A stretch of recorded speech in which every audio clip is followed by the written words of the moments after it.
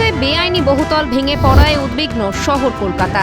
বেআইনি নির্মাণের প্রতিবাদে বুধবার সাংবাদিক সম্মেলন করে হাসিম আব্দুল হালিম ফাউন্ডেশন।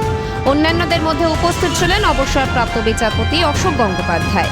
গার্ডেন ব্রিজের যে এলাকায় বেআইনি বহুতল ভেঙে অকালে ঝরে গিয়েছে 12টা প্রাণ, সেখানকার কাউন্সিলর দামি দামি গাড়ি চড়া, প্রায় লন্ডন দুবাই করা তৃণমূলের শামস ইকবাল। এলাকার বিধায়ক খোদ কলকাতার মেয়র ফিরহাদ হাকিম স্বভাবতই গার্ডেন ব্রিজের ঘটনা তুলে দিয়েছে একাধিক প্রশ্ন। শামস ইকবালের বাবা মুন্না একসময় ছিলেন ওই এলাকারই বড় চেয়ারম্যান। কলেজ ভোটকে কেন্দ্র করে পুলিশ খুনের ঘটনায় তিনি ছিলেন মূল অভিযুক্ত। মুন্নাকে বাঁচাতে মুখ্যমন্ত্রীর সে সময়কালের ভূমিকার কথা তুলে ধরছিলেন অশোক গঙ্গোপাধ্যায়। হরিমোহন ঘোষ কলেজে নির্বাচন চলছিল, সেই কলেজে ওই একজন সংখ্যালঘু সম্প্রদায়েরই যিনি সরকারের কাছের লোক, তার গুলিতে একজন পুলিশ অফিসার নিহত হন।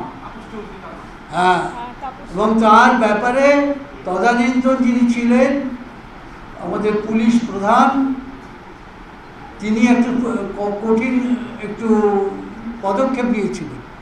সঙ্গে সঙ্গে তাকে কম্পালসারি ওয়েটিংয়ে পাঠিয়ে দেওয়া হয় এবং তিনি পশ্চিমবঙ্গ ছেড়ে চলে যেতে বাধ্য হন।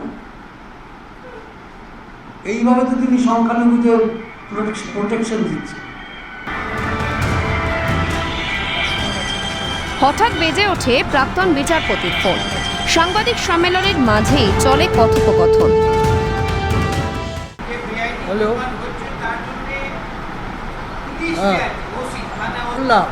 আজকে যে আমাদের অর্থমন্ত্রী বললো আমাকে টাকা নিয়ে আমি নির্বাচন লড়তে পারবো না, কাউন্সিলর 5 কোটি টাকা গাড়িতে ঘুরে বেড়ায়, সে তুমি দেখতে পাও না? আমায় বলে লাভ কে? বাবার টাকা তো সবার কার কত আছে আমরা জানি। না না তা না না না না সেটা তো তোমরা সবাই জানি কার কত টাকা আছে। ভাই দেখো, এসব কথা বলে লাভ নেই। আজকে পাড়ায় পাড়ায় হচ্ছে। আর তুমি আমার বাড়িতে এসো, আমার বাড়ির ছাদে উঠলে দেখাবো গলির মধ্যে 6টা অন্তত নাজিলের মধ্যে 6টা 5 তলা অবধি বাড়ি আছে।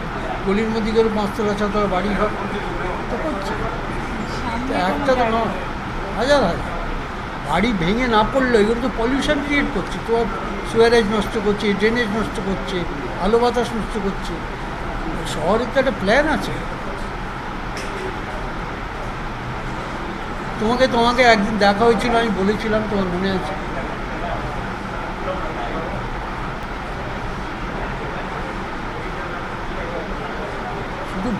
শুধু ভেঙে পড়া নয়, ভেঙে না পড়লেও দাঁড়িয়ে থাকলেও যা অবস্থা হচ্ছে, শুধু পলিউশন কি। আর why should government pay? Polluters pay, এটা সুপ্রিম কোর্টের আইন। আমি তো বলছি, তোমার দেখিয়ে দেবো, পলিউটার শুড পে। যারা পলিউট করছে দে শুড পে। তুমি কেন টাকা দেবে? সরকার কেন টাকা দেবে? সরকারের টাকা তো আমাদের। ওই বলবোই আমি তো সবাই বলবো, ট্যাক্স পেয়ার্স মানে কেন যাবে সেখানে? মনে করো না, আমি যা মনে হয়েছে তাই। সরি, এটা মেয়র ফোন করছে। হ্যাঁ, মেয়র ফোন করছে। ফোনালাপ শেষে অশোক গঙ্গোপাধ্যায় জানান, ফোন করেছিলেন মেয়র ফিরহাদ হাকিম স্বয়ং। সাংবাদিক সম্মেলনের মাঝেই কেন মেয়রের ফোন? শুরু হয় বিতর্ক। তবে এ নিয়ে বিতর্ক চান না অশোক গঙ্গোপাধ্যায়। সযত্নে বিতর্ক এড়িয়েছেন ফিরহাদও। না, কোনো হুমকি দেয়।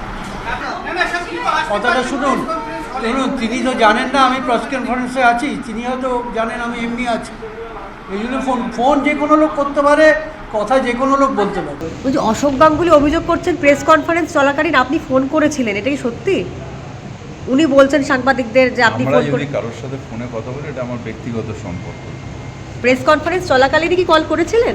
জানি না, তখন প্রেস কনফারেন্স চলছিল কিনা জানি না। কিন্তু থেকেই গেল বেআইনি বহুতল নির্মাণ বিতর্ক। প্রশ্নের মধ্যেই থেকে গেল রাজ্য সরকার ও কলকাতা পুরসভার ভূমিকা। ক্যালকাটা নিউজ।